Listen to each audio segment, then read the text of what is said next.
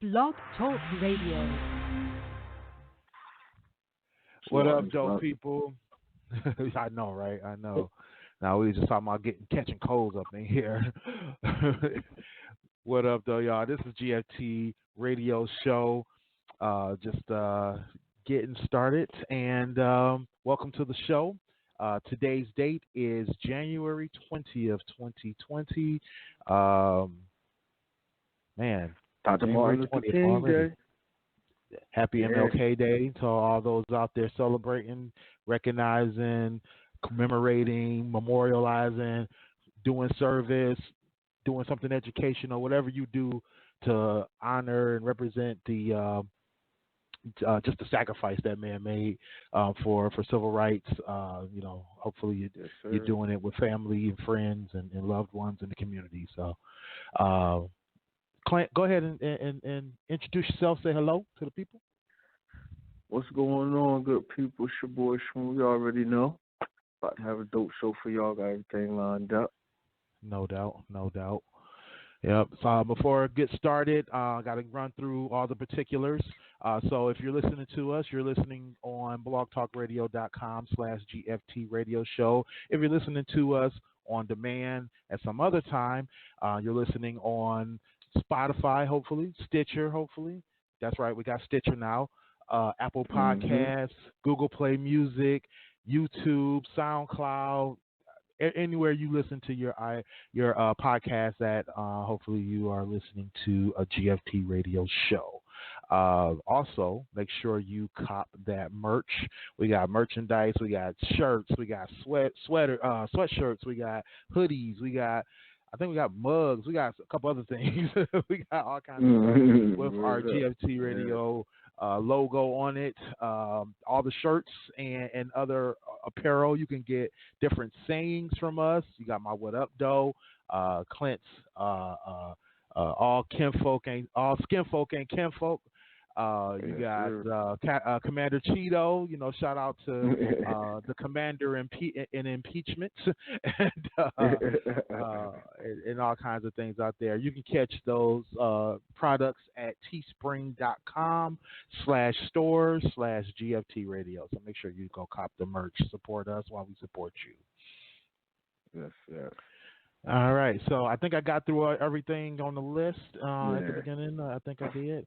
And right now, like I said, you're listening to Willie Styles, to Smooth. Shout out to Sunny. Sunny is a little bit incapacitated right now.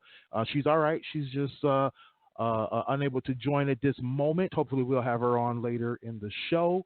But today's show, we're going to be talking about doing charity and, among other things, for clout. So just to kind of break down what we're going to be talking about tonight, most of you folks know there's people out there who, give a helping hand to others, who may do an act of kindness, who may do other things, activism, whatever the case may be, for other people in this world. But sometimes they may not be doing it for good intentions, or they may have other ulterior motives for what they're doing. So we're going to be talking about that tonight. So let's just get to it. Anything you want to bring up before we get going on the show, Clint? Nah, I'm ready to get to the topic. Let's start. All right. Well, we'll talk about other stuff in the after show. Y'all know how we do it. But before we do that, I do want to mention that we will be taking calls during the show. You can get at us at 657-383-1155. We're also on Twitter, GFT_radio, as well as a couple other places you'll find us on the web. We'll talk more about that later as well. But like Clint said, let's get to it. So doing charity for clout, Clint, like straight up from just the title alone, give me your feelings on people out here doing it for the clout, doing it for the gram, doing it for the Facebook. See, it's like I think this is a topic actually Sonny might have came up with, and that's why I really want her to call in later. But and I told her when she brought it up, it's like I'm on a kind of a fence with it. I guess sometimes, like I said when we was talking about it, it's not what you do, it's how you do it. Right. So, I understand some people may do it for, genuine purposes. You feel me? They're just doing it to make themselves look good. And I think that's kind of corny. But at the same time, I know some people are from the mindset of, well, if you're going to do it, just do it. You ain't got to broadcast it. You ain't got to say nothing. But sometimes that charity has to be seen, because you know what I mean. You may motivate somebody else to do it. You know what I mean? So true. And if more people get motivated to go out and help, you know what I mean? Now, some people may do it for, like I said, for selfish reasons, what have you. But then I'm like, do the means justify the end? You know what I mean? They may be doing it for selfish reasons, but did they actually help somebody along the way? Right. Did somebody get help? You know what I mean? Because that's actually the end goal. You know what I mean? Now, like, I brought up the situation with the rapper Blueface. Oh, right. I guess he was in some neighborhood, and he had a whole bunch of money, and he was just staying on top of a car or something, and he was just throwing the money in the air, and the people was just running to get the money. I'm like, all right, like, that's corny. Right. Like what? Like why would you make it? Like what's the spectacle for? You know what I mean? Why can't you just, if you want to give them money, just give them money? Mm-hmm. You feel me? Tell me, line up. I'm giving everybody such and such, huh? Boom, boom. But you throwing it all in the air, got these people, you know what I mean? Like, you trying to cause a scene, you trying to, like, make yourself look like you the, you know what I mean, some type of angel, you know what I mean, or something, you know what I mean? Like what is it for? Like, what's the show for? Right, exactly. You know what I mean? What's the show for? If you're going to do it, just do it. You understand? And I think he probably would have got, if he would have just did it that way, he probably would have got way more publicity and better publicity. If he just lined the people up, and you know what I mean? I'm giving the people money because they need it. Mm-hmm. You know what I mean? Doing it in a way where it gives people humanity versus just showing the raw animal, just everything just out there. And I feel you totally. Yeah, you know what I mean? Like, so, you know what I mean? I guess my main thing is like I said, like, it's not what you do, it's how you do it.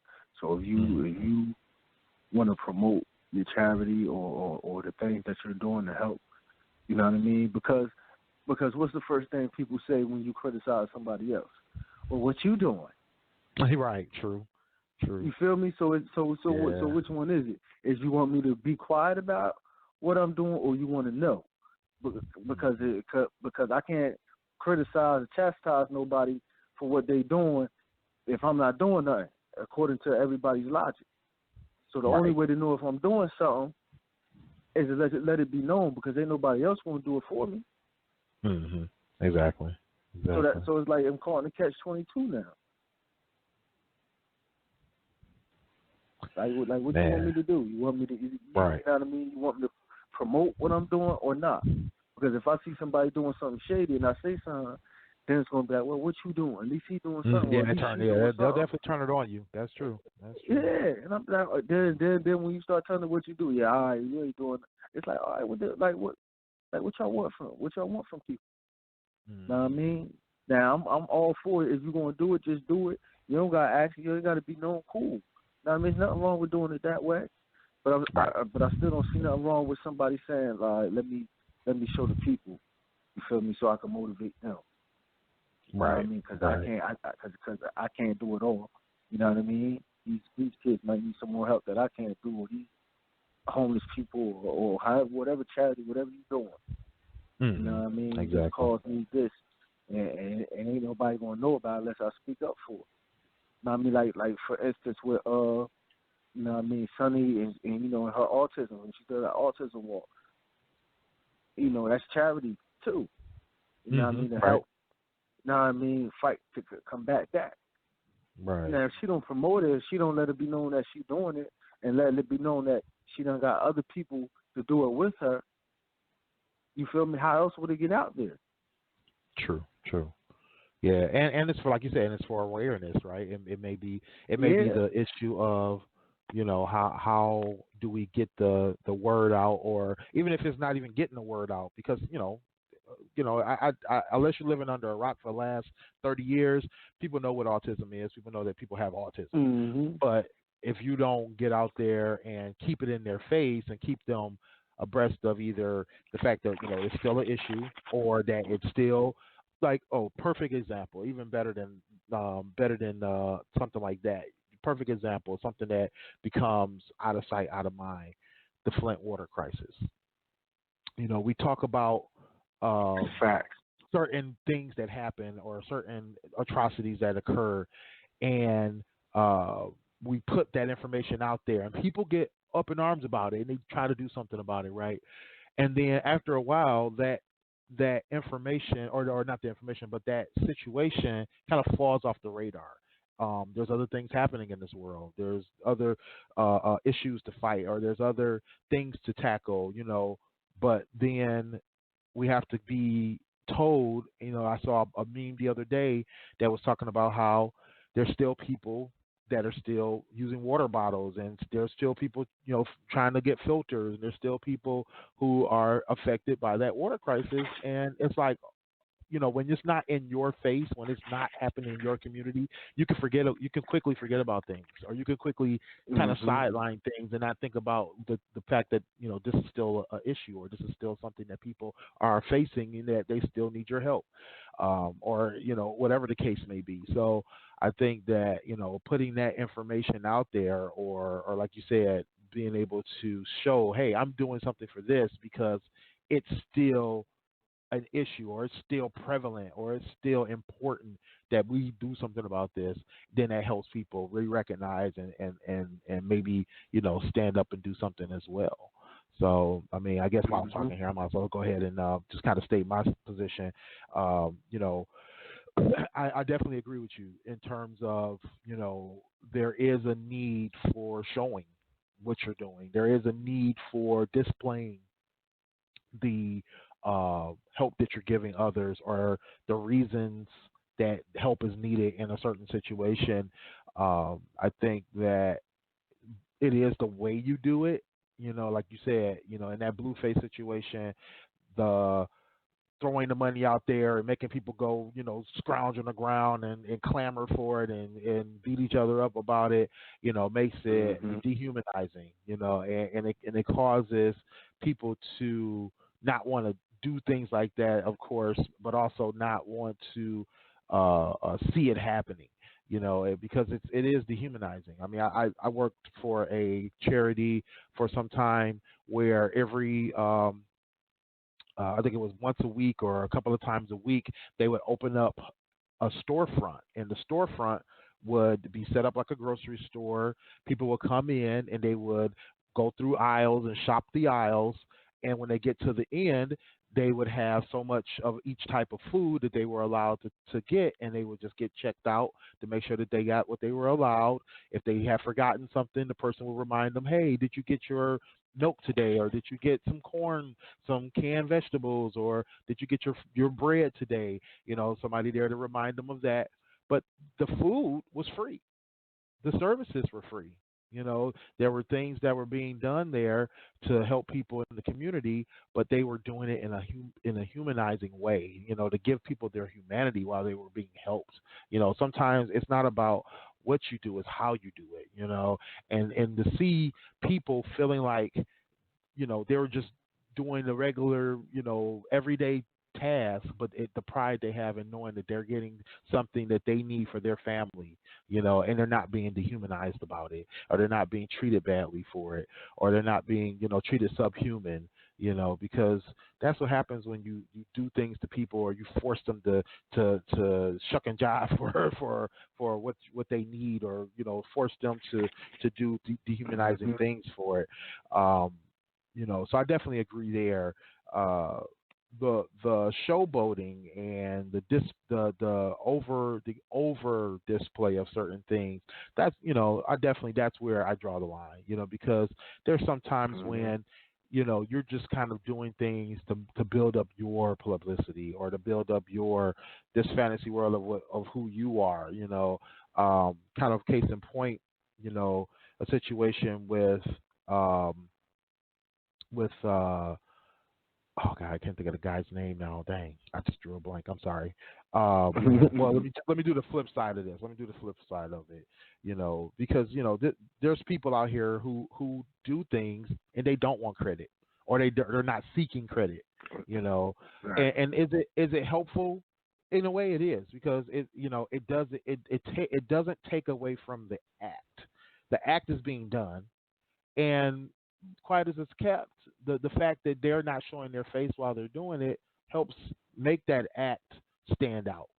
The situation with I think it was Jay-Z, and there was I don't know if it was Puffy or was another investor involved, or not investor, but person that was giving involved. But they had did something for their community where they had gave money, they were helping a school, and they were doing some other things, and it was like. Or it might have been Puffy, maybe not Jay-Z, but it was one of them that had did this grand gesture for the community.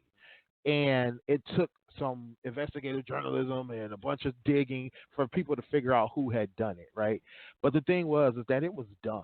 And it was done in such a way where it put the community on display. It was like, there wasn't this, oh, look at what this person did. It was more like, look what was done for the community to upbuild the community, or what was done for the people to upbuild the people, And I think still being able to show that there's a need, or still being able to show that there's a prevalent issue in the community, that's what's important, And I think that, doing certain acts or performing certain, circus performances in order to try to, get clout for yourself diminishes the act that you're doing, and I think that's where I have an issue at, is like, if you're just trying to do it for the publicity of, my brand and my person and my this and my that, my my celebrity, and it's like, we don't need to see your celebrity. We need to show people that this needs to be taken care of,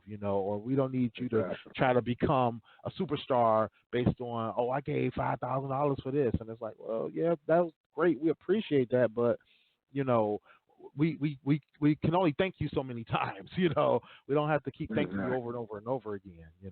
That kind of thing. So I also want to like how I was gonna put it. I guess it's a fake love, like showing support. A lot of people.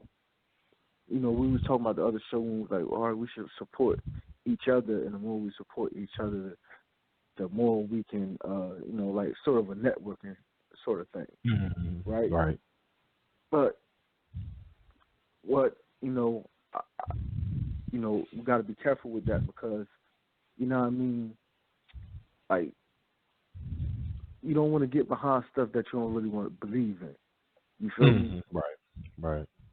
So a lot of people out here, they promoting stuff, or they trying to create these little associations, not knowing exactly what they're lending their name to. You know what I mean? And that's a form of, clout chasing. Like, what I mean? You're just really trying to get out there. You're really trying to get your name up. So now y'all, you supporting things and you're doing things that you really don't believe in, have no affinity for, and that's where the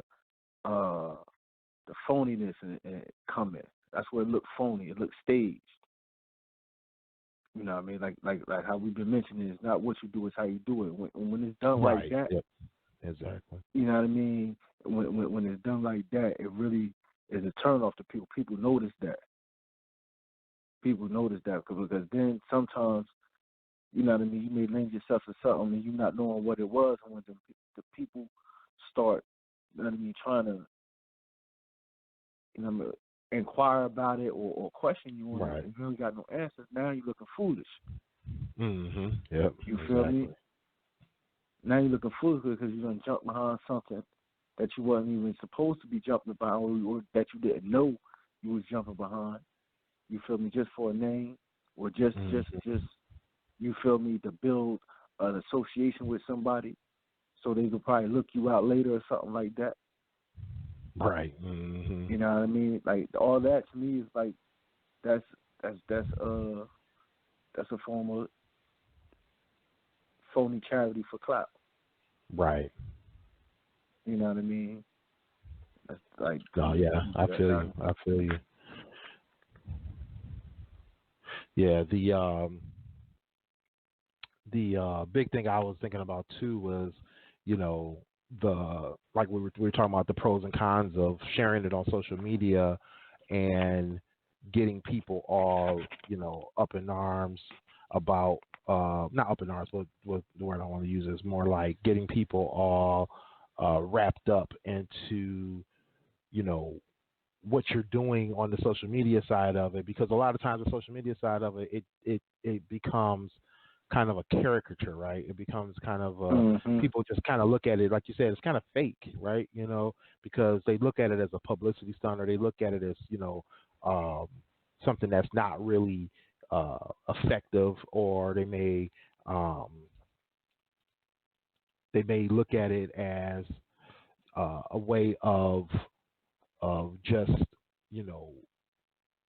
kind of just showing something that's like a good example. I guess a better way for me to do this is example of like the guy who was giving the homeless people money, and was kind of going up to them and like, oh, this is your money on the ground, I think. Oh yeah, blah blah blah, that kind of stuff.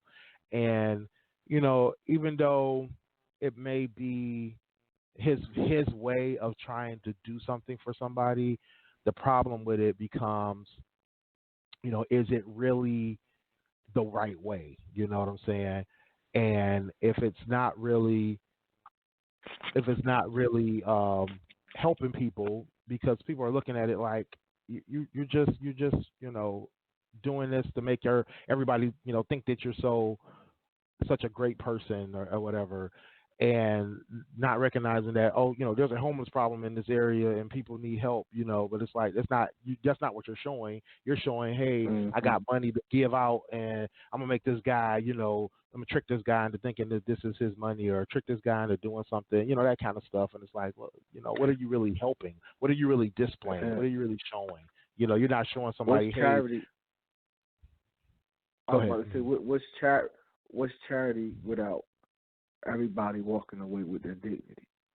Mm-hmm. Exactly. You know what I mean? Exactly. Is that really? You know what I mean? What type of charity? I don't want that type of charity doing to give that type of charity to where, you know what I mean, people compromise their dignity for it. And that's sort of what do when you throwing the money at people or stuff like that, or you going against what you believe in to do something, or you just doing it to look good. You know what I mean? That's your dignity on the line. All those scenarios and more that I'll probably forgetting at the moment. You know what I mean? When you doing stuff like that, and you can't walk away feeling really good inside, genuinely. Right. Everybody, you know what I mean? It wasn't worth it. You know what I mean? To me, it wasn't worth it. It's not worth it. You know what I mean? So like when we do the book bag thing, the book bag giveaway. You feel me? I think that's a that's a form of charity. That's something we promote though. Why? Because we want other people to share and to do it. And because we know kids are going back to school, we know, especially in the communities we come from, that a lot of poor kids don't got all the stuff. Right. You feel me? So it's good to promote it. It's good to let it be known. It's good for it to be, you know what I mean, everybody to do it. Everybody get involved. You know what I mean? And that's one of those things where everybody walk away with their dignity. Exactly. And that's one of those things where it brings awareness, right, to people who may not be thinking about that, even though they know kids go to school every year, they know kids always need supplies, but they don't think about it maybe at that time, especially people who don't have kids, or maybe people who have Sonny's on right now, who have who have kids, who don't have kids, or who haven't thought about, maybe there's other kids, underprivileged students who may need help. I know I've been having to remind myself that at times back in the past before I had really started really getting involved in like the drive that we do, as well as when I've done it for my former employer. It was like I'm sending my kids to school with supplies, and I'm not thinking like there's certain parents who can't afford that, who can't give all the supplies that their kid needs, and it became a thing of I made sure that I sent in supplies, but then when my kids needed something, I still went and bought something else because I told the teacher like, hey, I'm sending these in, but if another student needs them, feel free because I need because my kids they have what they need. It's not to me it's not about making sure that I only do something for them. I don't mind helping out somebody else because I know certain kids don't have it, and certain parents don't have it like that. So, it's always good. And I started doing like the backpack drives with my company because it's something that, people just don't think about sometimes. So, doing publicity for that in the job, in the workplace, and I'm telling people, hey, help out with the kids. There's underprivileged students over here in the school in our community that needs help. And, there's a lot of people who are like, oh, man, I don't have kids, but I'll definitely like to help, because they don't think about those things. So you're bringing that awareness. That's all I'm saying, bring the awareness.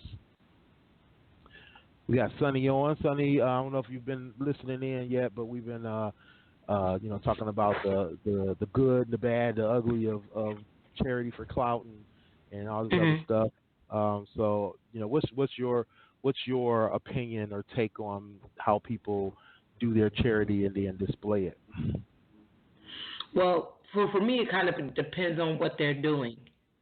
I've seen posts where people, do book bag things and promote those and talk about those on social media, and that's fine. I've seen people post and talk about whether they help the homeless, and it was not that they posted it. It was like I always tell my daughter, it's not what you say, it's how you say it. So when you're reading these posts and how they are describing some of the things they're describing, to me it's sketchy. It's all in how you talk about it or share your story, and you can kind of discern from what they wrote whether or not they're broadcasting it for clout or they're actually genuinely trying to help a person. And I think it depends. I heard Clint when I came on just a while ago, talking about things that you want to promote, like book bag things, different things that you need to promote to get more people. And then Willie, you were saying how to get more people involved by sharing that you're doing this because they may look at you a certain way and see that, oh, he's doing it, so I definitely can do this, or help out and blah blah blah. That's a definite benefit. Like when I talk about, I equate that to when we share posts about autism and doing things. I'm always a big person of, I'm not going to share something to my followers and people that are following me or in my news feed that I wouldn't support myself. So if I'm putting it out there, it's because I feel like they are legit and I'm telling you to support this legit cause. So it benefits the cause or whatever the reason is behind it. I know our class did one a while back, which I think they should do again. We should definitely do again, where they wanted to make these care packages for homeless people and take it to the shelter. The stuff that you don't think about that people need, underwear, toothbrushes, deodorants, like, different things that you don't think about that they need, like everyday hygiene needs. Stuff like that. I think I thought that was a dope idea to do because it's something that you don't even think about that they may need, and versus seeing somebody on the streets and giving them a couple dollars because you don't know, Right. Mm-hmm. Exactly. So I think for me, it's not what you do, it's how you do it, and when you post about it, it's how you word it or share it, for that matter. So earlier, Clint was giving his opinion about, private versus public displays of charity. What do you think, Sonny, in terms of the benefits of doing it privately versus publicly, or vice versa? I think the benefits of doing it privately, I'm going to touch on that first. So it's things that you can do for people that you don't need to tell people about because that person may not want everybody to know their situation. So it's things that you do for people, you know, like helping somebody out with. I'm equated to helping somebody out with rent. You know, make sure they got groceries in their food. Like you may have a friend that's going through something right now that don't really want to publicize it, and you know that they need it. So you go out and buy them groceries and stuff like that. Those things, I think, for me, that's a better thing for me because you're doing it because you're not looking for clout. You're just doing it because you really genuinely see that person has a need and you care about them enough that you just want to help them. And it doesn't have to be like, oh, I gave my friend or my friend he was doing X, Y, Z, and I just did it. It's those things. I think it matters more to people that you're doing it and you're not rubbing it in their face and you're not like putting their business out by telling people what you're doing. Right. You just need, like, it's a need and you want to meet it because you can do it. Publicly, it depends. Like I said, that's why I said to the caller last week, your friend James that owns the barbershop, and the guy was saying he should take pictures and do video. My thing and my issue with that was you should have permission because you don't want a lot of people don't feel comfortable putting their business out there. Where some people are okay with it. So you have to be mindful of how that person feels. You can't just do things. Although it is a good deed and you want to shine light, and for him in particular, bring that type of business to your thing that people might not otherwise know about. Word of mouth is one thing, but it's another thing to kind of show that you really can do it. But if you're going to do something like that publicly, allow people to be comfortable, like, or talk to the person and being comfortable with that. So if you're going to share something, publicly, you should be making sure that the person, if it's a person or persons that you get the okay, because people feel some type of way if they weren't prepared and you just put their business out. Right. So it's different than like doing charity stuff. It's a whole other thing to do something for somebody personally and share it publicly. Yeah, true that. Yeah, that goes back to giving people their humanity, right? In my growth, like me and my growth as an adult, a lot of people did stuff for me that they didn't make a big fuss about. They just did it, and the fact that they just did it, they saw that need and they did it without even looking for a praise or anything. They knew that I couldn't reciprocate or do anything like to, here, thank you for doing this. So here's this. They just did it because that's what they felt in their heart. Right. And they didn't tell everybody, they just did it. Have you guys ever encountered a situation or a charity or some kind of ask for something, and you felt like the way it was asked stopped you from doing something, or stopped you from giving, or stopped you from participating? Yeah. You talk about their approach, right? Mm-hmm. Yep. Either their approach or the way they displayed how what they were doing or how they were doing it. The entitlement before. The entitlement. Like, as if, it's a lot of people, that be out here standing by the lights or stuff. Not the homeless people, but people for like, some girls be trying to maybe have a cheerleading tournament, or some boys that have a basketball tournament. So they out there, right. And they trying to get help from people from the community to help them pay to get to wherever they got to go, get their uniform or what have you. You know what I mean? Now, normally, every time I ride up on them, I give them $1, a couple dollars, or whatever. You know what I mean? If I don't got nothing, I got some change, I may give them some change. I try to give them something. You know what I mean? I ain't about to sit here and be like, I'll be giving a whole bunch of money or whatever. You know what I mean? But I always try to give them something to add to the cause. You feel me? Right. But, it was a time where I guess, they had the kids out there and the adults out there with them. Mm-hmm. And, the lady kind of, you know what I mean, like, looked at me like, now mind you, I'm about to roll down my window and hand them something, but I'm seeing how she's looking at me like, nigga, you see these kids out here and you can't do, and you're not about to give them nothing, like I'm supposed to. Right. You know what I mean? Like, she just came out with the attitude. I'm like, nah. You feel me? Because to do what they're doing is a privilege anyway. Mm-hmm. Right. You know what I mean? It's not a right or a necessity. It's not a it's not a necessity, right? Mm-hmm. Yeah, you feel me?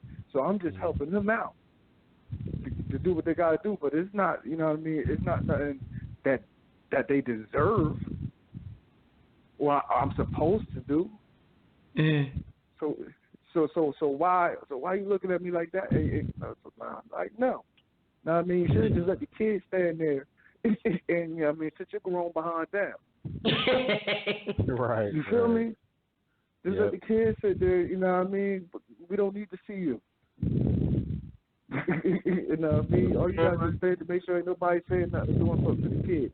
But you want to get up there and you want to try to guilt people. Mm-hmm. You know what I mean? Or shame people. Yeah, that's those are the type I don't like when they try to shame you or guilt you into doing it. You know, like don't you do know, that. people need your help. Like, okay, I understand that, but you know, it's like there's a lot of people that need my help, but you know, yeah, I feel you, Sonny. So I don't know if you know the homeless guy that be on Clinton Avenue. Was that Clinton Hamilton Avenue that be cutting people out when they don't give them no money? He'll knock on your window. He'll damn near get killed by your car and then get asked you for money. If you say no, he go on a whole rant and cuss you out. Definitely not getting no money from me. Every time I see you yelling at somebody, but you asking for money, so that's a problem. My biggest issue with people asking for money, and this may sound I don't know how this is going. It's not going to sound good. It's probably not. But GoFundMe's, depending on the reasoning behind your GoFundMe. Some of these GoFundMe's that I know that I've seen certain people I know on Facebook post up, it's like, yo, get your life. Like, what are you doing? Like, it just be stupid reasons.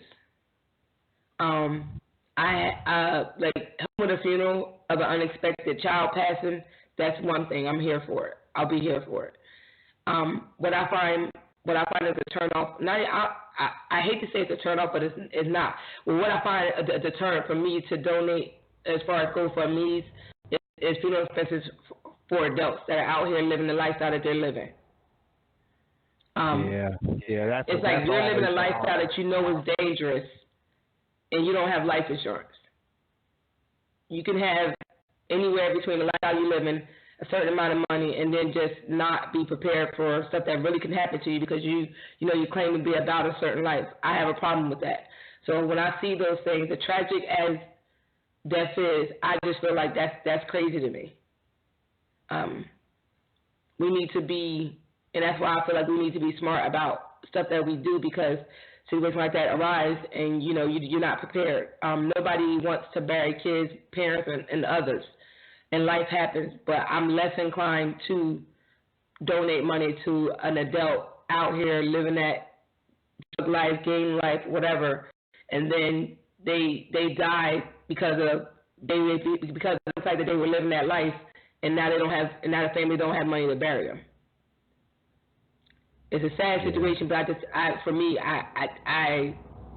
can't see myself donating that.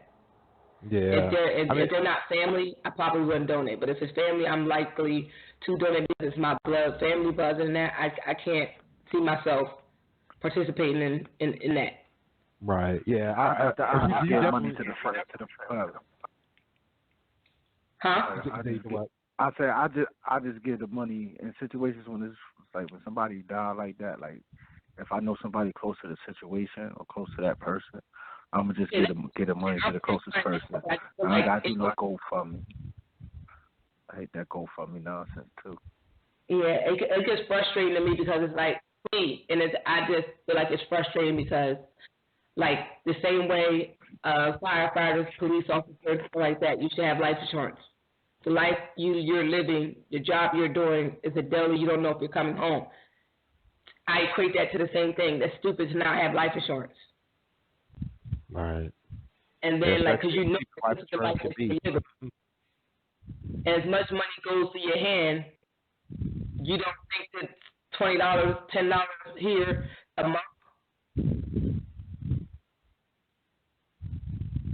Yeah. Like they aren't asking, are you in the gang? They're They're not asking, do you sell drugs? They're asking, are you healthy? You may be healthy. You just out here living your life like carelessly, but you know, at least your family got money to bury you. Like it's bad enough that they lost you. Half the time they didn't want you in that lifestyle anyway. You chose to do it, and now they have to pay all these bills because they can't pay them. Because who's prepared for that? Right. It's an inconvenience to everybody else. Like it's bad if they lost you. Now they got to figure out how to bury you, and you sit in the morgue. Like, do you understand how much stuff like that costs to be sitting somewhere to find the money to bury you because everything it costs? Right. Yeah. I mean, I was just about to say that was going to be the one you stole that one right out of my head, Sonny, because that was one of the ones that got me because I recently had a friend of mine post something about and it was a GoFundMe, of course, about their loved one had passed away, and I mean he made it clear it wasn't to do a burial because they had taken care of that already. They just needed some additional help with other things, other costs. I think particularly getting a car for the family because the car they had was down, and the young lady lost her life in a car accident. So I was like, okay, definitely understand, needing help with that kind of thing. But one thing that I ended up seeing while I was on that site, because I did give a donation for that one. But then when I was going through, and how you kind of like browse through some of them, and one of the ones I saw, it just like you said, it kind of struck me the wrong way because, like, for one, it was a help me bury this person that passed away in my family, right? And it's not even the way. I mean, it's not even the fact of it was a loss in their family. It was just the way that they presented it, right? And everybody grieves differently. Everybody has, a way that they try to communicate, and they may not be able to communicate things fully. But this person put on GoFundMe a request for $10,000, and all they said was that this person that again, it was their parent had passed away, and the parent didn't have any insurance, but they want $10,000 so they can give the person a nice going home celebration. And I know funerals cost. I have lost a lot of people in my life. I've lost people close to me. I've seen other people who are close, and I've helped people with funeral arrangements and things of that nature. And so I've seen the cost of it. But the thing is that to be honest, to be brutally honest, like you said, Sonny, sometimes you gotta be brutally honest. It does not cost $10,000 to bury somebody. I promise you, it doesn't. Well, depending on what type of funeral service you're trying to have, cause exactly. But to get somebody out of a morgue and just out of a morgue, it's not $10,000. And like you said, if you're in a situation where you don't have insurance, I don't understand putting that out there like that, especially when you haven't taken either the financial responsibility to do something like that, or if you didn't have the financial means to do something like that. I can't see supporting you continue to not have financial means of something like this and just doing it. It doesn't make sense.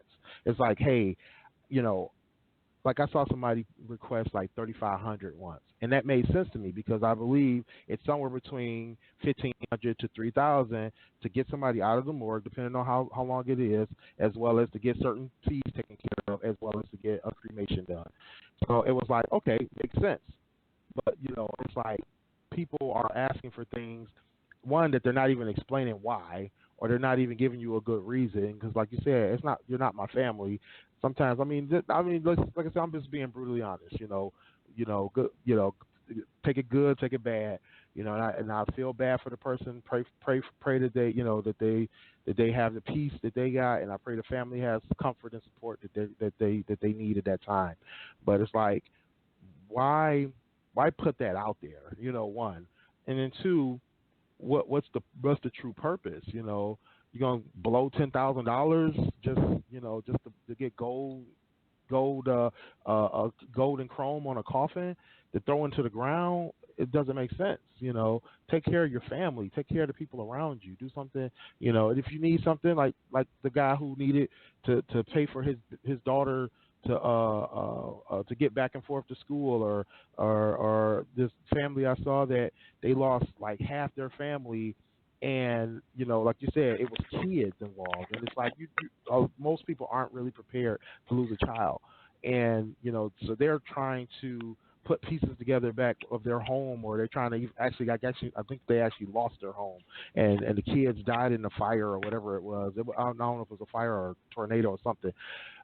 Whatever it was, the situation was dire, and it's like you got to rebuild a family in a situation, that you weren't really prepared for. And not to say that person was prepared to lose their parent. I'm sure they weren't. More than likely it was still unexpected. It was still, but it's like you said, you got to take responsibility. Or if you can't take that responsibility, you have to be reasonable about things and say, hey, I understand that I couldn't do this. So if somebody could just help me do this, people may go ahead and go above and beyond. I've seen, I literally went through a list just because I was like, just curious, I'm just curious like this. I went through the list of top little fundraisers, and it was people who had requested, like, it was this one family, they wanted $2,000. No, I'll take that back. They wanted $800 to help do something that had something to do with their father. He was sick, he had issues, and all they needed was $800 to take care of something for him to have a little comfort at home. People donated over $10,000. Mm-hmm. It's because of the way they did it. They were like, look, they weren't asking for a whole lot.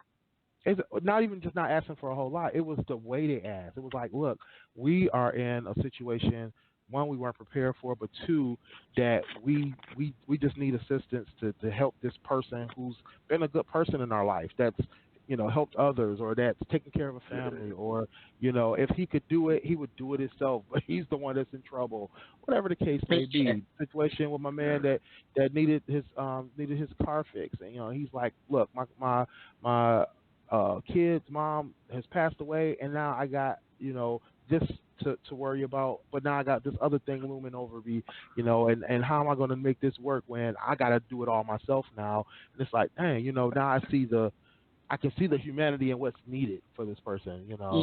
Like you said, a friend, and he worked 2 jobs to take care of his family. He had quite a few kids, and he took care of his fiance and everything. He passed suddenly. And the way it happened, it was like, it was so much speculation on how it happened. But either way, it was a person that just wasn't harm or soul, just got killed, and it was terrible. And he was the sole person he wasn't the sole person because she worked too, but he basically was the person that took care of his whole household. Mm-hmm. Kids, everything. And for him to go the way he did so suddenly, when I tell you that funeral was packed, and everybody was like, look, we're going to help you with this because school was about to start. And his oldest son and my daughter are in the same program. And to see how hands-on he was with them as a whole, and to know that she's not going to have that anymore, it was like everybody was at that funeral. Like, look, they was dropping off checks. They was telling her they bringing school clothes. Like, they was like, give me the kids' sizes, because it was a complete shock that he had gone so quickly. Mm-hmm. And you're not prepared for that. Thankfully, he was able to be like, nobody asked for anything from his family. They didn't ask for any money. They didn't ask to help bury him. They didn't do none of that. They just took care of it all. And this family just lost their mom and their dad not too long ago. So it's like the last thing they needed was to lose their baby brother. And it was crazy. So we all was at the funeral, and everybody was like, look, here, we got this. We're going to come to your house and drop off this, blah, blah. Like, it was just like that. Because you saw that, you know what I'm saying? So when you see stuff like that, you just want to help. There's no recognition. It's like coming through, like, this is what we're doing. It's not even, and I don't even want to just say it's funerals. I know somebody that house caved in, just randomly. Caved in, condemned, can't live there, nothing. And they made a GoFundMe. Now, knowing these people, I know that they don't know how to articulate themselves very, very, very good. But to know their situation, your thing is like, let's help. Mm-hmm. Because this was like, not expecting that. Yes, these are grown adults, but we need to kind of pitch in. Can I switch gears real quick and tell you, because I remember something I wanted to touch on that I didn't like when you was talking about the type of when we was talking about the type of charity.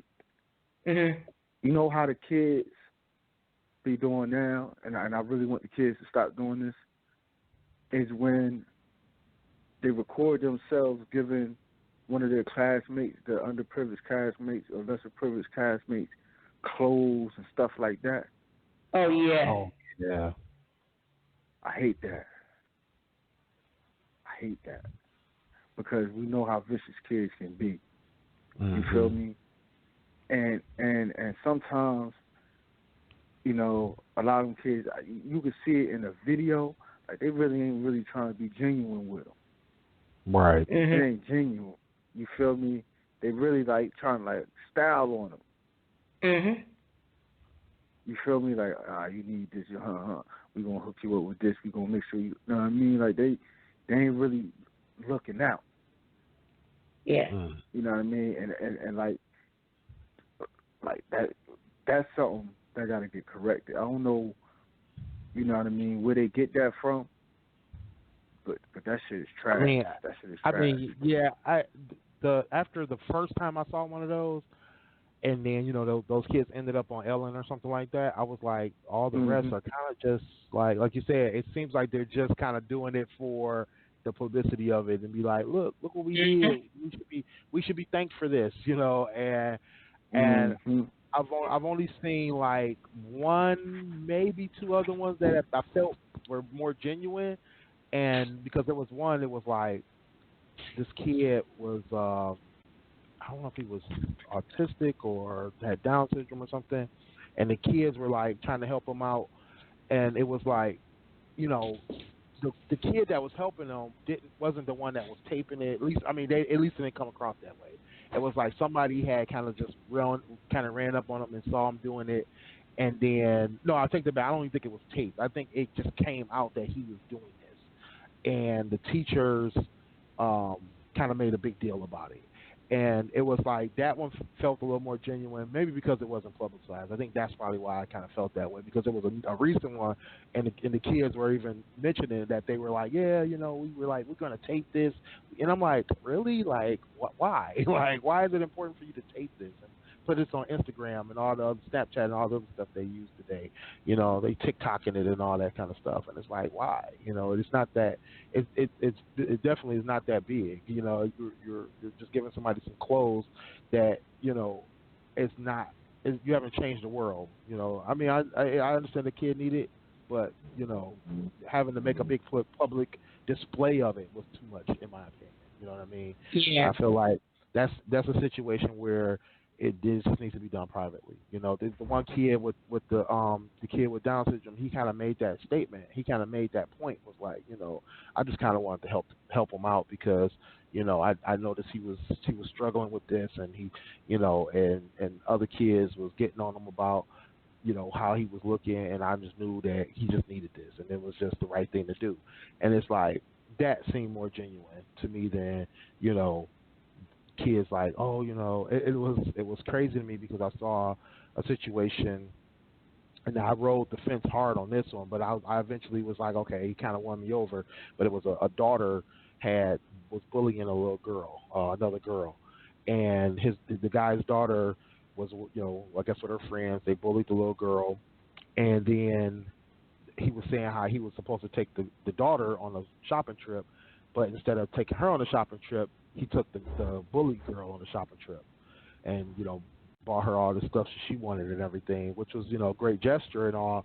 But the reason I was on the fence at first was just because I was like, you know, the teachable moment I definitely saw, you know, and I feel him on, you know, hey, you don't deserve this, you know, you did wrong, you treated this person poorly, you know, but, you know, I also see a problem where, you know, he may still have a monster on his hand. You know what I mean? Because you talking about taking the kid on shopping sprees and all this other stuff. It's like, it sounds like you created this monster. You know, she looked down on people because she thinks she's got this, you know, this better than everybody else situation going on.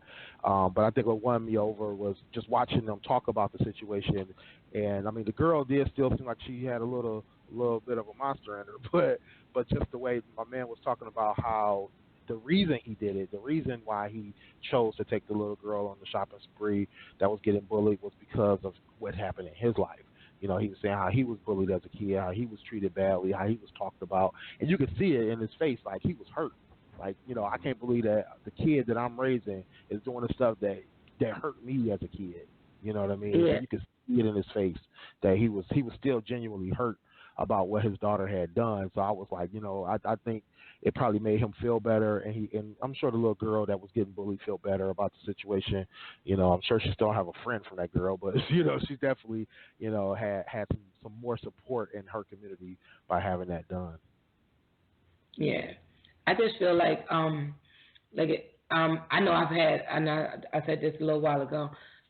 People, like, I've had people, like, I had a lot of ups and downs in my life, and I had people that genuinely did things because they genuinely saw the need for what needs to be done in different situations that I was in. And then you have people that did it just to say they did it, and they throw it in your face. And I just feel like if you're going to do something for somebody, you do it with the good intentions. You don't do it with the intent to say that you did something for them. You just do it. Is that, like, it needed to be done, you did it, and that was it. I feel like when people receive the benefit of somebody in their act of kindness, whether how small it is or how grand it is. I want to tell this one day. I went to an office party. It was during the holidays. I had just lost my mom. And there was a lot of stuff, like, we lost my mom in November, and, like, December rolled around. And me and my sister, we had this conversation that we're going to make sure, my mom was really big on Christmas and the holidays, so we wanted to make sure the kids really didn't miss out on Christmas. And oddly enough, my mom passed, she had already bought their Christmas gifts, so I just wrapped them and we gave it to them. But this particular Christmas, I just didn't have it financially. I didn't say anything to anybody. I kind of kept it to myself. But I really wanted them to have, like, a really good Christmas, you know, and I kind of, like, was wrestling with the idea of figuring out what to do. I could take a picture loan from my job, but then I have to pay it back, you know, bills, blah, blah, blah, all stuff like that, whatever. Plus, we just shelled out money for my mom's funeral. Although she had insurance, it was extra added cost. So we went to this office party. Everybody was, you know, the holiday party at the office, you know. We all went, came back. Somebody left a typed note and $1,000 on my desk. I never know. There was no way I could trace who it was. It was just left there. And when I didn't even, first of all, I didn't realize it was on my desk at first because it was in an envelope. You know, people, where I worked at, people, you know, left envelopes on your desk all the time. It was, you know, paperwork. So I'm, you know, sitting there opening stuff. It was other paperwork, and I'm opening everything, whatever. And I realized that it's a note, and it has my name on it. And it's like, use this as you so, something like use this as you so choose. And I didn't realize how much money it was. I just saw money and I kind of closed it. And then I sat there for a minute and I was like, what? Wait a minute. And I was like, no. So then I opened it again. I counted it out. It was $1,000. So I'm sitting there freaking out because, you know, I don't know about this. It's sketchy as hell. So I go to my director and I'm like, yo, somebody left $1,000 on my desk. She's like, did it say who it was from? And I was like, no. And I said, oh, this is all it said. So I gave it to her. She looked at it and she was like, well, put it in your pocket. And I'm like, like, I felt weird about it. Like the next 2 days, I just kept it at work because I didn't know what to do with it. And one of my coworkers was like, well, next time you don't know what to do with it, let me know. I'll help you. It was something that was real random. I was not expecting that. And it was like, and this person never, like, I've been working in HR since 2011. Well, in that particular unit, I worked in HR since 2007, actually, but in that particular unit since 2011. And I've still been working there. I still, to this day, do not know who did it. Yeah. Like, that person never came forward. Like, one of my coworkers talked about it a while ago, and I was like, yo, this person never, like, nobody ever said anything. So what you do with that? Wow, because, like, who do you think, like, because I kind of wanted to know who it was, and I didn't, because you know that sense of like you feel like you owe them something because who does that? Oh, right. Mm-hmm. Yeah. And then like they never look for a thank you. Yeah. I mean, Like, I think crazy. that's the best kind when people do something not looking for a thank you, but they're just doing it out the kindness of their heart. You know, that's definitely a beautiful thing. Yeah, and they just like, if one day you get the chance to pay it forward, that was the end of the note. If one day you get the chance to pay it forward. And I was like, that's crazy. And so it leads me to believe that whoever it was, they had a situation where somebody did that to them, and they just didn't know who did it, so that was their way of paying it forward. And I was like, if I ever had the opportunity and the money to afford somebody that, I would love to do that, because without recognition, and just do it. Yeah, I mean that's what I was thinking about was how some people do the pay it forward thing, or they do the mystery, you know, charity, or the mystery, you know, act of kindness, you know, and I think it's helpful because you hear people like you that say, hey, you know, somebody did something for me, I didn't ask for it, they didn't ask for a thank you, they just did it out the kindness of their heart. You know, it was helpful. You know, it was definitely, you know, if it was helpful or if it was needed, whatever the case may be. But it definitely, you know, means so much more when you're like, wow, you know, somebody did this and I didn't even, you know, and they didn't even ask, they didn't even want to thank you. They just did it. You know, you know, we definitely need people to sometimes just do something. You know, the more people just do, the better this world is, I think, in my opinion. You know what I mean? Just because I don't feel like those situations are, you know, of course it's definitely not for clout, because nobody's looking for clout if they're not asking for a thank you, or they're not asking for, you know, recognition. You know what I mean? So that's what's one big thing, and you know, they're letting the act do the speaking for them. You know, to say, hey, sometimes people need help, you know, or sometimes people need just a break. You know, I mean, I remember going to a restaurant one time in the drive-through, and you know, and I know a lot of people have had this happen to them. And of course, I was in the drive-through not because I needed a handout or that I needed help or that, you know, I couldn't afford it. I was there, of course, because I could afford it at one time. You know, but you know, whenever I do see that bill, especially because I always have, you know, 2, 3, maybe even 4 kids with me, like today, you know, I went to restaurant, or went to a drive-through rather, and you know, hearing the total, you know, sometimes you still get that sticker shock just because, you know, you still ain't ready. But you know, I got it. It's no problem. I only came here because I got it. But you know, I've had before where I was, like I said, I was in I forgot where I was at. I think I was at a McDonald's or a Taco Bell or something. Probably Taco Bell, probably not McDonald's. And got to the front of the line, and they handed me my food and was like, the person in front of you took care of it, or a person 2 cars ahead of you took care of it. And it's like, wow, like really, like thank you, like wow, you know, not. Yeah. And you know, and I tell somebody else about it, or I do something else, you know, and I've done that. You know, I was somewhere, and I, you know, paid it forward, you know, did something for somebody else, and but only, like you said, not well, no, I would say definitely probably only because somebody did it for me. I think it was, you know, and I've paid for people who did see me do it just because they were having a struggle. You know, there was a lady one time, she was trying to buy something at the store, and I'm like, you know what, I'll take care of it, you know, because she was struggling. She was trying to figure out how she was about to pay for it, you know, and not because she wasn't ready. It was like whatever happened, she thought she had money, and or the car wasn't working, or whatever the reason was, you know, whatever, you know, she was trying to figure out what was going on. I'm like, don't stress over it, you know, it's not a big deal. I mean, it was like $20 worth of stuff. It's like, it's cool. Just, you know, go have a good day.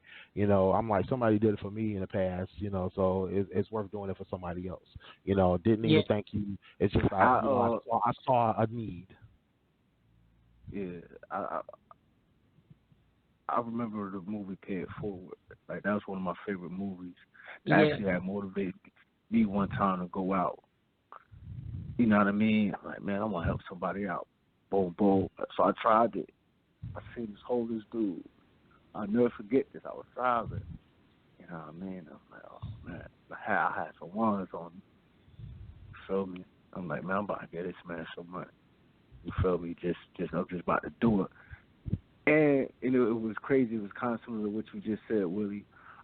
At the time, I don't know if I wanted to do it because I felt like it was the right thing to do, or I was just motivated by the movie. And I just wanted to, you know what I mean? I just thought it would be a dope thing to do. Right. You know what I mean? Because I knew he couldn't pay me back. I knew he couldn't, you feel me? So it was just boom. And then I knew, like, nobody would know. Right. Right? You feel me? Like, how would anybody know? Right. You feel me? Like, you know what I mean? I couldn't prove it, so it'd be lame for me, like, yeah. But long story short, homie ain't even take it. Oh, wow. Yeah, he refused. I never forget that. Like, he refused to take it. Wow. You know what I mean? You know what I mean? And that right there humbled me more than anything. Yep. You feel me? Because it was like, well, because he was, in his mind, he was like, you know what I mean? I didn't ask you for anything. What makes you think, you know what I mean? Who are you to feel as though, you know what I mean, that you got to help me, so to speak. You know what I mean? Right. Like the flip side like of it. He wasn't the flip side of it, right? Yeah, like he wasn't rude. Like he was kind of rude about it. I took it, but he wasn't really rude. He was just being truthful. Yeah. You feel me? And that truth stung me at the time because I really wasn't ready to receive it. But I mean, like, he was right. Like, who was I just to hop out? Man, take this money back. I mean, like, you feel me? So, but I always remember that, and that taught me a lesson. You feel me? But on the flip side of that, my college roommate Jabril, who used to always call on the show, you know what I mean? My brother, you feel me, bro? I don't know. I done been in D.C., B-More, VA. He done been up here in Jersey. We done been all different facilities. We done been everywhere. You feel me? When we was in Vegas. Every time he see a homeless person, no matter where we at, he get them money. You feel me? No matter what, even if they don't take it, he'll still just leave it there and walk off. You know what I mean? And I used to be like, bro, man, like, you can't just be doing that. Like, just don't. I mean, and you know what I mean? I mean, his brother was like, he's like, bro, that's just him. Yeah. That's just him. You feel me? That's just him. You feel me? He just feels I have a routine that I do. You know, he got to do it. Huh? I was just saying, he just feels as though it's his responsibility. You know what I mean? He not looking. You know what I mean? He probably feels some type of way that I didn't even tell you. You know what I mean? But like, he don't look for no. You know what I mean? No pat on the back or anything. He just do it. No recognition or anything, right? Yeah. You know what I mean? He just do it. You feel me? That always, cause that ain't in me. I'm gonna keep 100. I'm gonna keep it 100 with you. Like, that ain't in me. If I see you out there and you able bodied and you healthy, especially knowing what a lot of people going through, sick out here still trying to get to it. Like, nah, like, I ain't really. You know what I mean? Like, I ain't really just about to hang no money. Yeah, I feel you. I'm kind of the same way, to be honest. Yeah, I'm the same way. No, but I do this weird thing. So, you know how people lose their cell phones or leave it somewhere? Oh, right. Right. So I don't know what made me do it. I've been doing it since I don't know. Like, I don't know how long I've been doing it, but so one day I was on the bus. The first time I ever did it, I was on the bus. Somebody left their phone, and I don't know. We was coming from the mall or some shit like that, and left their phone. And always look at me like, why you touch it? Why you look at their phone? So I would pick up their phone. If they didn't lock it, I would call, like, look for a mom, sister, or somebody in the phone, and call them and say, look, whoever this is, whoever phone this is, they left it on the bus. If you see them or get in touch with them, tell them to call their phone, and I'll answer, and we can meet up and get in their phone. Like, that's what I used to do. Like, somebody lose their phone, and I meet them and get on their phone. And, like, one lady I did it for, she was like, listen, you don't even understand how I just bought this phone. Like, I literally bought this phone, like, a couple days ago, and I can't believe I lost it. And I'm so glad that I was about to do the little, she was about to suspend the service. And I just happened to call. I think I called her daughter. And her daughter told me, like, I'll come meet you and give it to you. And the lady was, like, trying to give me money. And I'm like, nah, you good. Like, I know how it is to lose your phone. And you be like, you know, life happens and you lose your phone and that shit is over. Like, you got to do all this extra stuff, And so I know that feeling. I'm like, yeah, nah. If I find it, I'm like, yeah, I'm gonna call you. Or I wait for them to, whoever the first call they get, I answer it. Like, do you know this person? They left their phone. If you get in touch with them, tell them they call their phone, and I'll link up with them. Because I work right downtown. I can meet you in town and give you your phone back and everything like that. So that's what I used to do. And I haven't been on public transportation in a while, so I haven't seen any lost phones. But I just weird like that. Like, I feel like that's something that, nobody got time for that. Like, our life is our phones at this point. So. Right, yeah, I feel you there. Yeah, I mean, I'm sure it definitely helps a lot of people when you do something like that. Yeah, especially if you do it with no motive. If you do it no more. I mean, my aunt just lost her phone a couple weeks ago, and the guy wanted $10 for her to come get it. I'm like, really? Like, like that's crazy. Wow. And her phone was just an Obama phone, so she's like, do I go get it? My mom like, don't go get that phone. The phone ain't even worth $10. My mom was going off.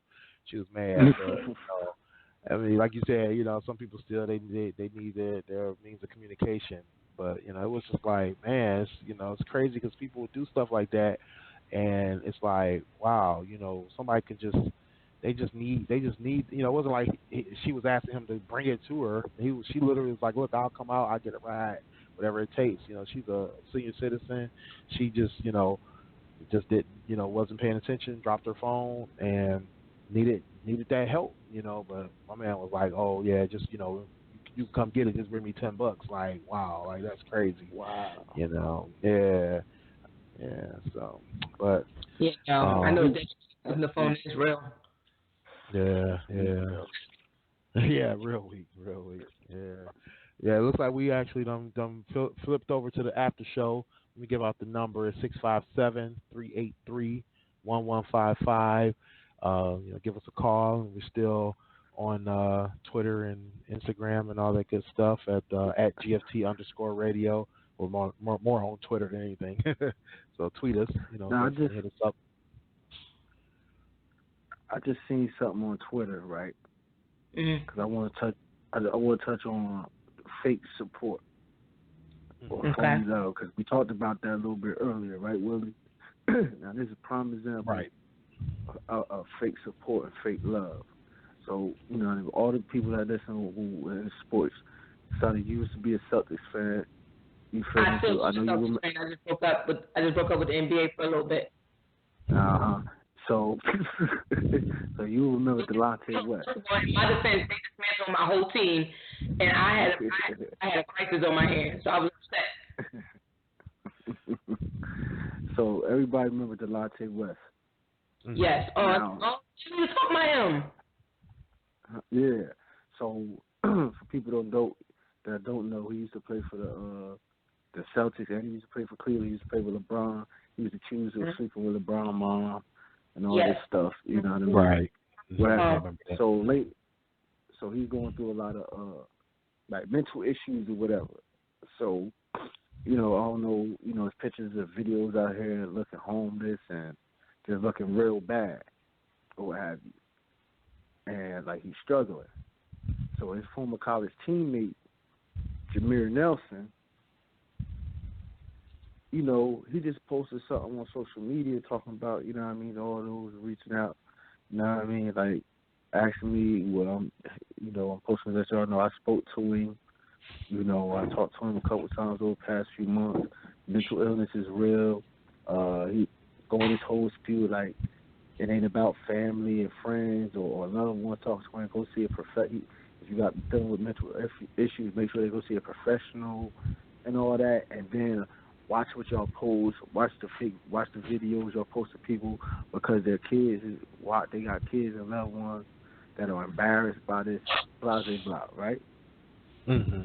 So my thing is this: like, why like if that's how you feel, why you even make that post? You know what I mean? Like, why are you publicly letting everybody know that you spoke to him about his mental? Like, how is that necessary for? You know what I mean? How does that help him? Okay, how does that help the cause? Yeah. Mm-hmm. You feel me?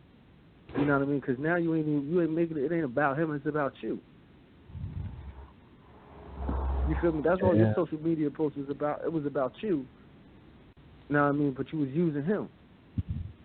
And then you talking about his kids. Well, you know what I mean? Why you bring his kids? Like, you feel me? They going to be embarrassed when they see this.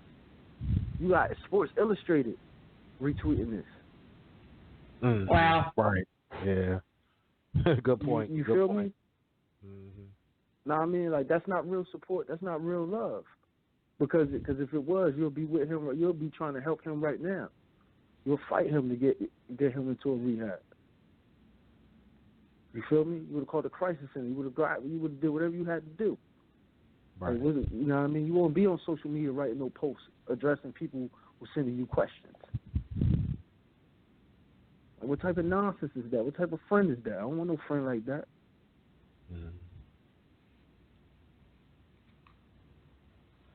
People do crazy ass shit in the name of friendship or fake love. Like that's that clout chasing. That's that. You know what I mean? Trying to like that's corny. That's corny. Like, that's corny. Like, while we was doing this, I was on there. I was retweeting GLT stuff, and I seen that on my time. I'm like, wow. Right. I'm like, wow. You know what I mean? Like, what was the purpose for that comment? What was the purpose for that post? You talking about you want to help that man. Help him. You care about his loved ones? Stop making everything public. Yeah. You know what I mean? Like, Yeah. Like, what you talking about? Now, those who didn't know, those who was unsure, those who probably thought it was fake, now they know it's real. Mm-hmm. Oh, right. True that. Yeah. Yeah, I mean, I think it's always going to be a touchy subject, you know, especially for some people, and it's going to be one of those things that some people want out there, you know. And I mean, like you said, I think it's just about respecting people's, you know, wants, needs, or privacy, or whatever the case may be. Check before you do it, right? You know, I think it comes down to that. Check with the person or check with the family, you know, whatever the case may be. That's like earlier I was working on something, and I saw something on Facebook, and I was like, oh man, I was like, I think I might need to report this, but then in the Facebook thing, it had to remind me, like, you know, some people may want this information out there, blah blah blah, and I'm like, wow, okay, you know, it was like about a person that had passed away, and their page was still active, and you could get them what they call a memorialization or just report that the person's passed away, you know. And they may mention, like, you know, some people don't want the memorialization for their family member because it's, you know, they just want the page to be what it is, or maybe they want to be able to communicate with people through the page, or whatever the case may be. You know, it's like sometimes it's not about us. Like you said, it's not about Delonte's friend. It's about Delonte, right? You know, and it's like, sorry, I don't know basketball players' names. If I'm messing somebody's name up. No, you said it right.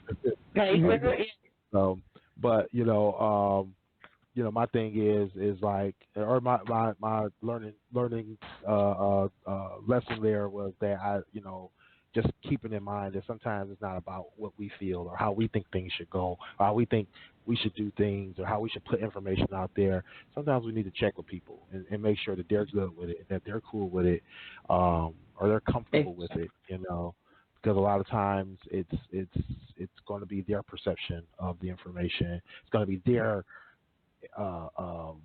feelings about how things are going to be received, or how people are going to act towards them. Like this situation you mentioned earlier about the guy not wanting to take a donation. I also had, like, I was at a store, and I went to open the door for this guy that was in a wheelchair, and he's like, "Walk in. What are you doing? Why are you standing there?" And I'm like, "Oh, I was, you know, I'm like shocked, like, oh, my bad. I was just holding the door open for you." He's like, "You look like I need your help." And I was just like, "Damn, like, you know." You know, but and it's not about, at that moment, you know, he took the power from me and said, "Look, it's not about you. It's not about you trying to be helpful. It's about me taking care of myself." You know, I mean, he didn't say that to me, but that's what I ended up picking up from it. It's like we have to realize sometimes it's, you know, what we think we're doing to help, we're just trying to put a spotlight on ourselves. You know, you may not be intentionally trying to put a spotlight on yourself, but that's what you're doing. You know, you're putting a spotlight on yourself, and you're taking the attention away from the person who genuinely needs the help. Or if they don't need the help, you know, you're putting a spotlight on them that they don't want shined on them, you know. Yeah. So we have to keep that in mind. have to keep that in mind. I 1,000% agree. 1,000%.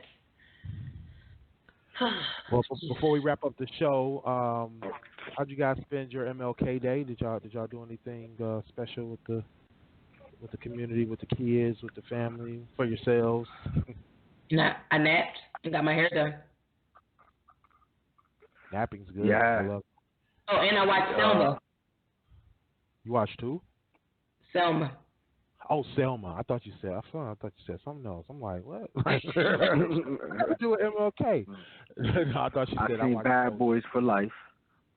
Oh, okay. Saw Black movie. Good. Yeah, you know what I mean? You know what I mean? I had a nice relaxing day at home.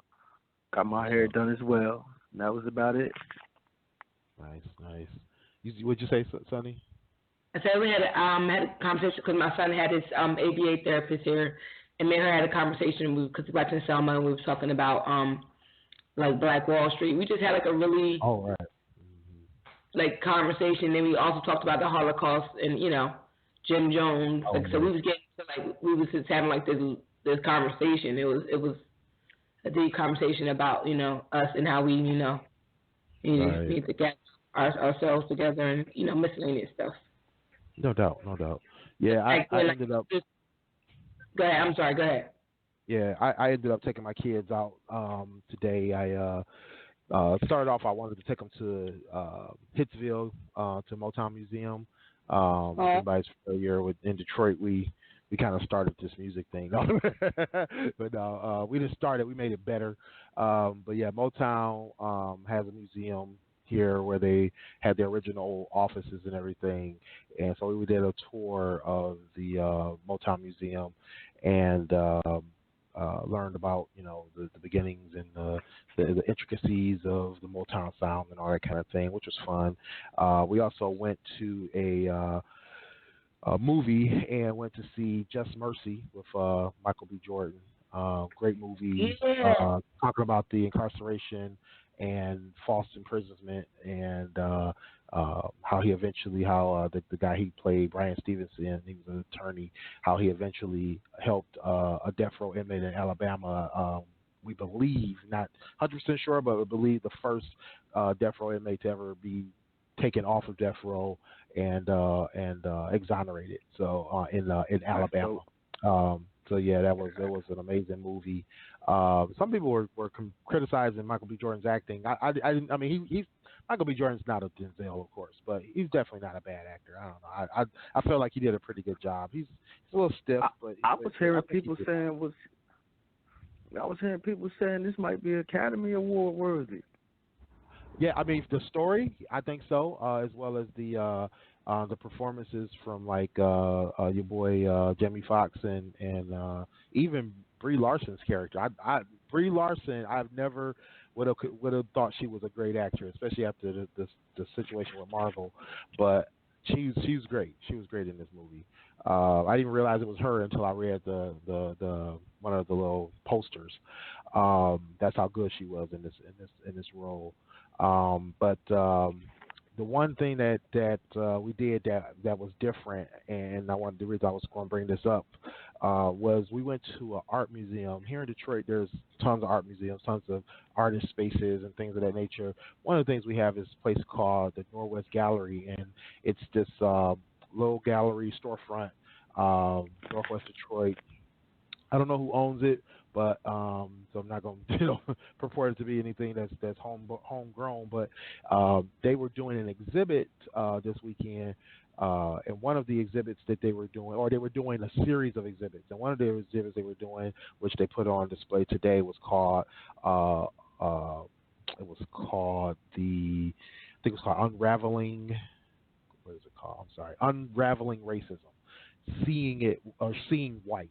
So when they put this display on, what this display was doing was, and I quote, turning the lens around, looking straight at white America and at the notion of whiteness itself. So basically, most of the artists that we saw on display were white artists or biracial artists putting their artwork on display and talking about how racism, the other side of racism, how they felt about it in terms of, either things they've seen, emotions they felt behind it, things they didn't understand about it. And that was the biggest thing. A lot of it was about what they didn't understand, privilege or things that they, had experienced in terms of being able to benefit from racism, systemic racism, being able to benefit from the downfall of not only black people but of any brown people in this country, things of that nature. One of the displays, and they did allow photography, but I still didn't feel like it was appropriate to take photographs in a place where people need to go see this. They need to feel this. So I only took a couple of wide-angle shots, but the biggest thing was one of the things displayed the feeling of a biracial artist and how he felt being biracial in terms of the two worlds he had to live in and contend with, and feeling out of place in both. Amazing painting and just, I don't know if my kids felt it. My daughter was doing great in terms of her interpretations of everything. One of the things she had to explain to me, so I was highly impressed. My 15-year-old, but it was just the power behind art and the fact that people sometimes don't realize what's happening around them until you kind of shine that light on it for them, or until you put it in perspective for them. So they sat down at one of the exhibits, and it was talking about the piece of the pie, piece of the American pie, and the one, like what I was explaining to my son was like, one thing is knowing that we were restricted from education, but it's another thing to realize what that means in terms of we had to go to black-only schools versus white-only schools in the South, the segregation. It was like the understanding that going to a blacks-only school meant you also got inferior or substandard education in a lot of those places. They didn't get the same quality of books, or they didn't get the same updated information, or whatever the case may be. So I think, putting that perspective, putting that information in perspective for people is definitely helping with the conversation. So definitely get out there, see the art, see the museums. If you're in Detroit, go to the Northwest Gallery on Grand River Avenue and near Evergreen. So go check that out. That sounds good. Well, it looks like we're getting to the end of the show, guys. Let's go ahead and wrap this up. I'll let y'all wrap it up. Tell us where we can find y'all. Well, I was going to say, when we come out there, you got to take us there. Yes. Oh, for sure. No doubt. No, y'all can catch it. Hitsville Museum. Yeah, what'd you say? Oh. I also want to go to the Hitsville Museum. Oh yeah, definitely got to see Hitsville for sure. Word up. Well, y'all know where y'all can catch me. Catch me on Twitter at eTrentonGroomy and a blog site at AkizTruth.com. And of course, you can get me at IamSunny_D, Instagram, Snapchat, Twitter. My blog, unreservedlyme.com. Yeah. All right, and you can get at me at Willie Styles. That lady, she always interrupts me. At Willie Styles everywhere. STYLEZ. I'm Willie.Styles on Snapchat and Twitter. Don't forget, you can catch us on blogtalkradio.com/GFT Radio Show every Monday night, 10 p.m., as well as all the replays, free and on demand, as well as on Spotify, Stitcher, Apple Podcasts, Google Play Music, iTunes, or SoundCloud, YouTube, and a couple other places that are coming. Also, get at us at GFT_radio on Twitter and on Snapchat, as well as on Facebook at GFT Radio Show. And as always, get our merchandise, teespring.com/stores/GFT Radio. Anything else? I think you got it. Page. All right. All right. Well, also check us out on our website, gftradioshow.com. All right, got that one in there too.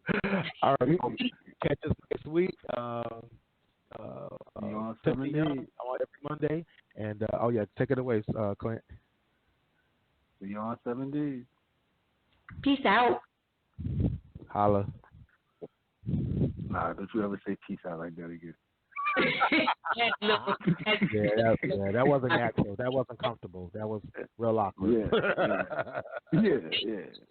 Don't